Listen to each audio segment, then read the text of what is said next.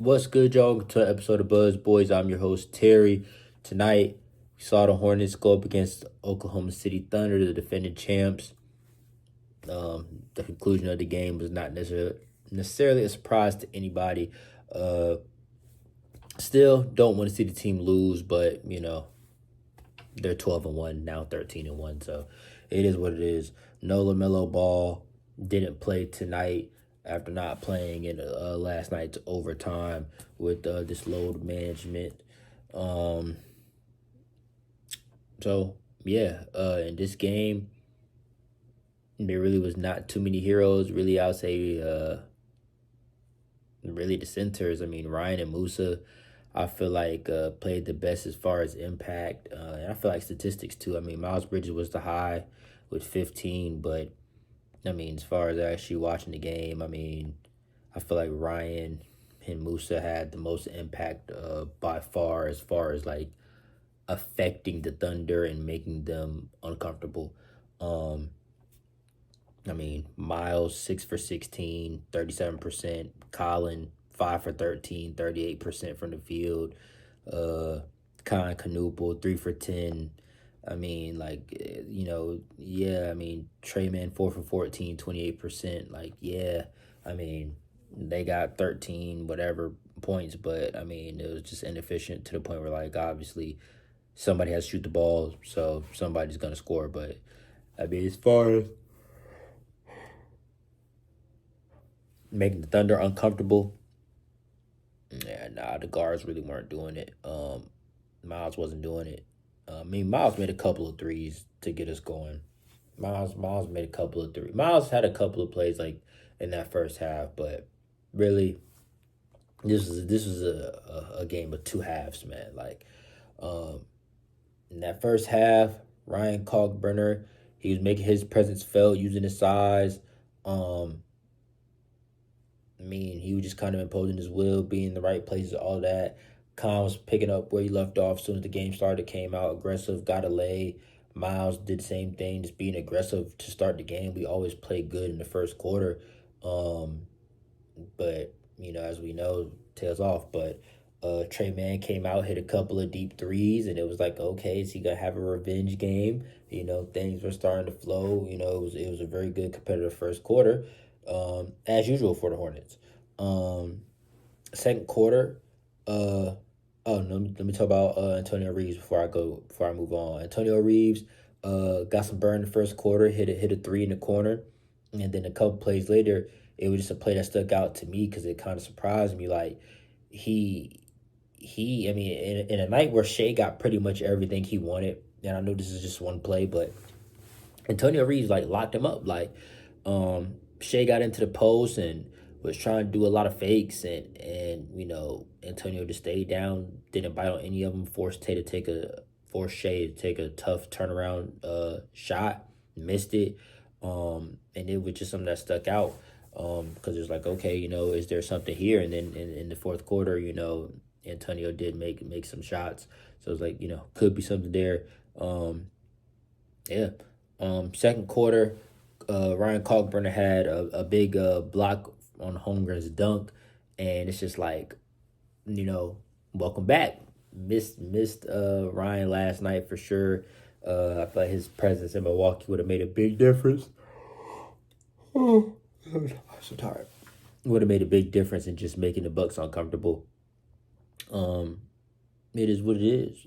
Colin Sexton, um, hasn't been the best first couple weeks for him, but tonight I feel like at some points he looked comfortable when he runs a two-man game with Ryan. That's where he looks comfortable. Like came off the screen, got right to the elbow, shot a wide open midi, and it's like that's always there for him.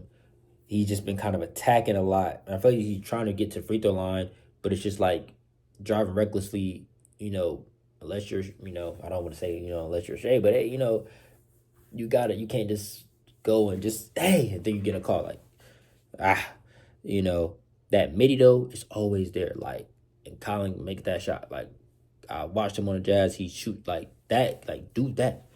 And I'm somebody who I'm an advocate of the midi. I love the midi. An open mid range shot is a great shot. I would never let anybody try to whatever little analytics dumb shit. Now a contested midi is a terrible shot. Contested midi, you might as well shoot contested three. I understand that, but the open shot is the best shot in basketball. It doesn't matter where it's at. If you're open and you can make it, it's a good shot. So, keep getting to that elbow jumper, bro.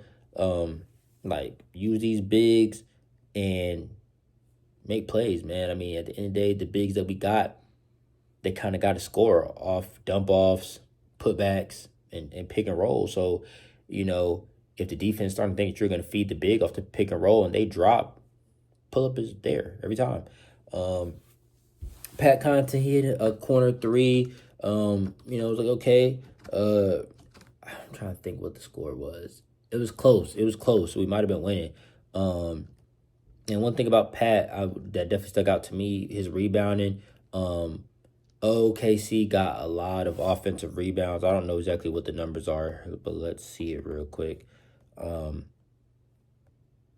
They got 50 rebounds. We got 42. So tonight was the first night all season for the Hornets that we got out rebounded. They had 13 offensive rebounds. So, it was times where we just couldn't clear a board, man. And feel like Pat did a good job helping us on that when he came in. It was just like he seemed to be getting a rebound like every possession in a little burst. It wasn't the entire game, but just a few little minutes span. Like he had 4, and 3 of those were in the second quarter. Like it's kind of seemed like every possession where we couldn't get a rebound, all of a sudden Pat had it. So Unk playing his role. But yeah, Ryan and Musa, man, but really the ones generating offense just with their size. Their low post presence. I mean, they held their own for sure against Hartenstein and Chet Holmgren. Yeah.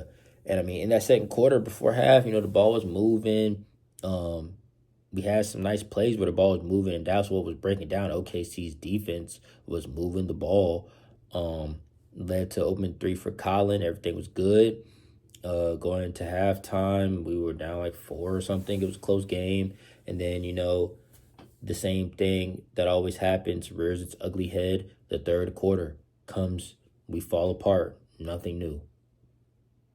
And really there's nothing to even talk about after that. Like third quarter came, we played like shit, and it was over. We played like shit. Shea went crazy. At 15, didn't play the fourth quarter. He hasn't played most fourth quarters this year. So, yeah, straight like that. That's what happened. Like, after halftime, it's literally nothing to talk about because the game was literally over. Like, in the fourth quarter, when I seen Plumlee come in the game, it was over. Like, we just fall apart in that third quarter, man. It's tough because we literally do it every single night. You got to go back to the Pelicans game 1, 2, 3, 4, 5, 6 games ago, where the third quarter isn't our worst quarter. Like every single time, third quarter is our lowest scoring quarter. We do it every single game. What's going on in the locker room that we're doing this every single game? You come out at 18-point quarter versus the defending champs, bro, the game's over. But, yeah, man. And it's just like, is this a game that I expect us to win? No. Especially with LaMelo playing, like, no. But it's just like, can we look competent? The Thunder didn't put up a million points. They had 109. Don't get me wrong. I mean, I know, Shea didn't play in the fourth. But still, you get held to 96 points. It's like, damn. And then it's like our defense, bro. They shot 48% from 3. We just let the Bucks shoot 58% from 3. Like, why are these teams damn near shooting 50% from 3? Can we get out there? What's going on? Like, I already knew we were going to lose this game.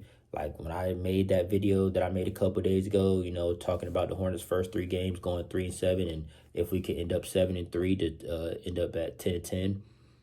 I'm not really tripping because this was factored in. I had us splitting with the Bucks. I had us losing to OKC. So I'm not really worried. That's exactly what I thought was going to happen. Nothing that's happened this past weekend was shocking to me.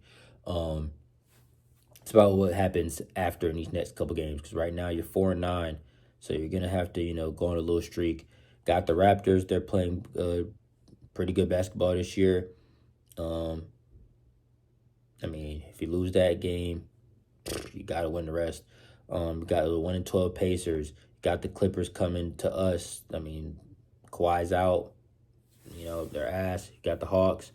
Trae Young's out. They're 8-5 though. Can't scoff at them at all. You got the Knicks. They got injuries too. Like you're getting these teams that's Jalen Brunson might be back by then. Probably, but you got opportunities. It's winnable games coming up to get back on the right path. So we'll see what happens. I'm gonna wrap this up. It wasn't too much to talk about really with this one. We saw it. Khan had a stinker. Sion didn't score. Sion didn't score. He didn't give us nothing. Like it was just we played the best defensive team in the league and it showed. It is what it is. Anyways, I'm gonna wrap this up. I will catch y'all in the next one. Oh, also subscribers going up, man. We are like 1480 or 1480 something. 20 more subscribers, man. T-shirt giveaway. So subscribe. If a fan of the Hornets, Panthers, Tar Heels, anything just sports related, tell them to subscribe, man. And yeah, I'll catch y'all tomorrow after the Panthers game. Tune in. Peace.